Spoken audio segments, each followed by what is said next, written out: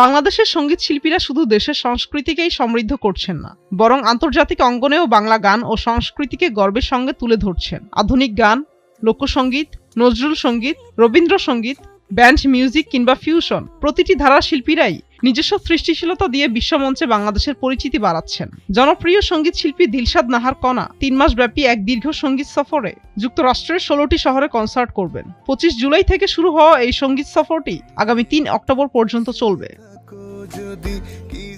যুক্তরাষ্ট্রের ১৬ শহরে গান গাইবেন গায়িকা কণা। যেসব শহরে গাইবেন তার মধ্যে রয়েছে New York, Los Angeles, Washington DC, Chicago, Houston, Dallas, Boston, Atlanta, Miami, Orlando, Michigan, Indiana, Atlantic City, Oklahoma City, অ্যাবেইয়া, অ্যারিজোনা। প্রায় ৩ মাস ধরে তিনি দেশটির বিভিন্ন শহরে গান শোনাবেন। দেশের শিল্পীদের মধ্যে এটা অন্যতম দীর্ঘ সঙ্গীত সফর বটে। কণার এই আমেরিকা সফরের কনসার্টগুলো আয়োজন করছে দেশি মিউজিক এন্টারটেইনমেন্ট। আমেরিকা সফরের এই খবরটি সঙ্গীত শিল্পী নিজেই তার সামাজিক যোগাযোগ মাধ্যমে ভক্তদের নিশ্চিত করেছেন।